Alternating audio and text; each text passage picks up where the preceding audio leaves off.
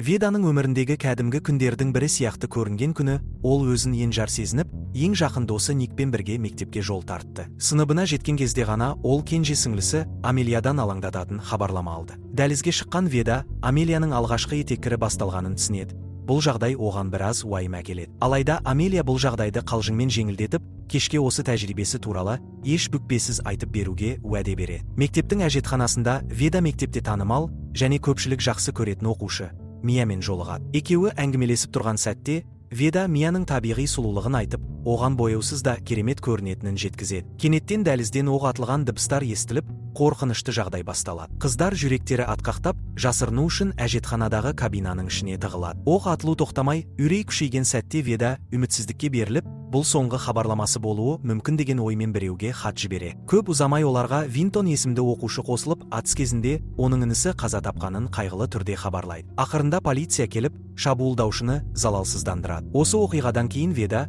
психологиялық күйзелістен арылуға тырысады. Жалғыздығында ол Мияның Instagram парақшасын тауып, оған ұйқысыздықтан қиналып жүргенін айтып хабарласады. Сол әңгімеде Мия ата-анасының Жапонияда екенін, ал өзінің үйде жалғыз әрі қорқып отырғанын мойындайды. Ол Ведаға телефон нөмірін беріп, үйіне келуге шақырады. Кошмардан оянып кеткен Веда түстен кейін Никке баруды жөн көреді. Олар орын алған сұмдық жайлы әңгімелесіп, Ник аман қалуының бір себебі осындай зұлмат оқиғалардың алдын алу үшін болуы мүмкін деп ой түйеді. Осы ойдан шабыттанған ол мектептегі атыстарға қарсы қозғалыс бастауға шешім қабылдайды. Үйінде Веда Инстаграмнан Мияның видеоларын көріп, қызығушылық танытады. Біршама уақыттан кейін Мия оны үйіне қонаққа шақырады. Кездескен кезде Мия ішкі күйзелісін жасырып, барынша қалыпты көрінуге тырысады. Веда оның қабілетіне таңданып, алдағы болатын Винтонның інісінің жерлеу рәсімін сөз етеді. Ол шараға қатысу қажет деп есептейді. Мия оған бірге баруды ұсынады. Олардың жерлеу рәсіміне қатысуы Винтон үшін қолдау мен демеу болады. Жерлеуден кейін Веда көңіл айту хатын алып келіп, оны арнайы қорапқа салады. Уақыт өте келе бұл қорап осындай қайғылы оқиғаларға душар болған басқа да отбасылардан келген көңіл айту хаттарына толады. Травматикалық оқиғаның салдары Веданы әлі де мазалайды.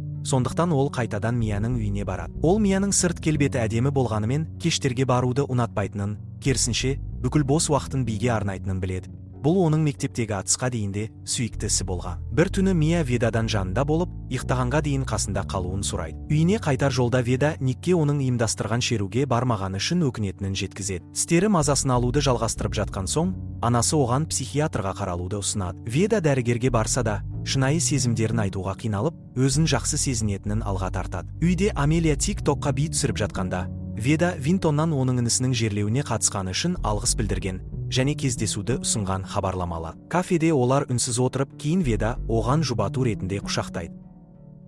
Кейін Веда қайтадан Мияның үйіне барып, бірге Никтің өнер көрсетуін интернеттен тамашалайды. Үйіне оралған соң, Веда анасымен сөйлесуден қашқақтап, анасы оны мектепке қайтуға шақырғанда ашуланып қалады. Ол Мияның ата-анасының қызына қанша уақыт керек болса, сонша демалыс бергеніне қызғанышпен қарайды. Қаншалықты мазасызданса да, Веда ақыры мектепке оралады. Алайда ол қатты үрейленіп, әсіресе әжетханаға бару ойы өзін дүрбелеңге түсіреді.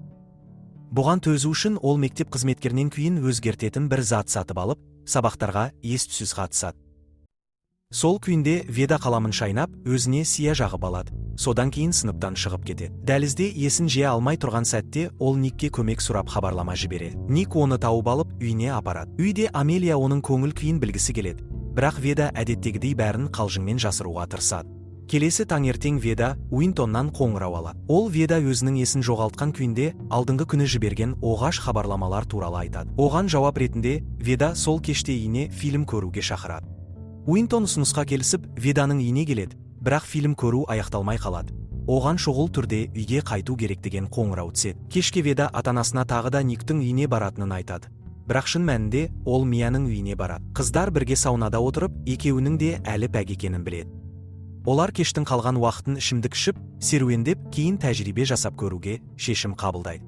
Таң атқанда, Веда кешегі түннің салдарын түсінеді де, үйіне оралады. Үйде оны уайымдаған отбасы мүшелері қарсы алады. Олар Ведамен байланыса алмаған, себебі ол телефонын сөндіріп тастаған болатын. Никтің өзі хабарласып, Веданы іздеп жатқанда, оның Никтің үйінде болдым деген сылтауы әшкере болады. Қыспаққа алынған Веда ата-анасына шындықты мойындайды, ол Мияның үйінде болған. Ішімдік ішкен дегенмен ішімдікті ұнатпайтынын айтады. Содан кейін Веда Никке барып, кешірім сұрайды. Бірақ Ник оған мектептегі атыстан кейін бәрін жайға балайтын бейжай мінезі үшін ренжиді. Ол Миямен бірге уақыт өткізіп жүргеніне алаңдайтынын білдіреді. Бұл сөздер Веданы күйзеліске түсіреді, ол ашуланып кетіп қалады. Осы кездесуден кейін Веда Уинтонға болған жайды айтып береді. Уинтон Никке белсенділік жұмысы көп қысым түсіріп жатқанын айтып, оны түсінуге тырысады. Сосын Веда Уинтоннан қайтыс болған інісі туралы айтып беруін сұрайды. Бұл тақырыптан бәрі қашқақтап жүрген, себебі оны ренжітіп аламыз деп қорыққан. Уинтон інісі жайлы ашыла сөйлейді, ал осы әсерлі сәтте Веда оны сүйеді. Бірақ Уинтон оны нәзік түрде кері итеріп, қарым-қатынасқа әзір емес екенін айтады. Көңілі қалған Веда көліктен шығып кетеді. Кейін ол Миядан маған ренжіп жүрсің бе деген хабарлама алады. Түнде Амелия Веданың төсегіне келіп, шынайы әңгіме бастайды. Әдетте салқынқанды болып жүретін Амелия олардың бұрынғы қарым-қатынасын сағынғанын және атыс кезінде Веданы дәлізге алып шыққан хабарламаны жібергені үшін өзін кінәлі сезінетінін айтады. Оған жауап ретінде Веда әжетханада отырғанда өлетініне сенімді болғанын айтады. Сол сәтте тек бір адамға соңғы хабарлама жіберуге мүмкіндігі болғанын, ол адам Амелия болғанын, және сол хабарламада «Мен де сені жақсы көремін» деп жазғанын бөліседі. Бұл сезімге толы сәтте әпкелі сіңлілі екеуі құшақтасып ұйықтап қалады. Келесі күні Веданың әкесі оны ауыл жаққа алып кетеді. Жол бойы мектептегі оқиға жайлы ашық әңгімеде Веда байқамай боқтық сөз айтып қояды. Осыны басылып қалған эмоциялардың белгісі деп қабылдаған әкесі екеуіне де ішіндегісін айғайлап шығару керек екенін айтады. Бұл ортақ айқай олардың рухын көтеріп, әкелі балалы екеуін жақындастырады. Кішкентай қадам жасап, Веда Мияға барады.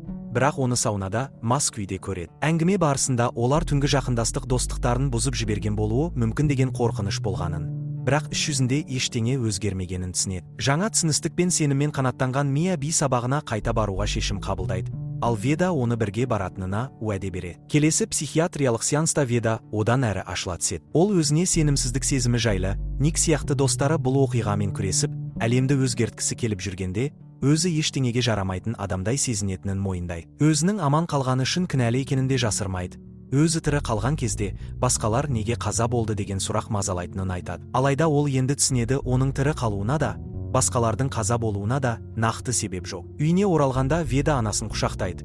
Бұны олар көптен бері істемеген еді. Ол анасына ішімдік ішкенін, есірткі қолданғанын және Миямен өткізген түні туралы ашық айтады. Қызының мойындауларына таң қалған анасы өзіне бір богал шарап қояды. Кейін Веда би мектебіне жетіп, Мияға осындамын деген хабарлама жібереді. Аспанға қарап, тыныш бақыт сезіміне бөленеді. Бірақ сол сәтте телефонға Огайода тағы бір мектептегі атыс жайлы жаңалық келеді. Бұл жаңалық Веданың бойында тағы бір дүрбелең шабуылын тудырады. Фильм осымен аяқталады.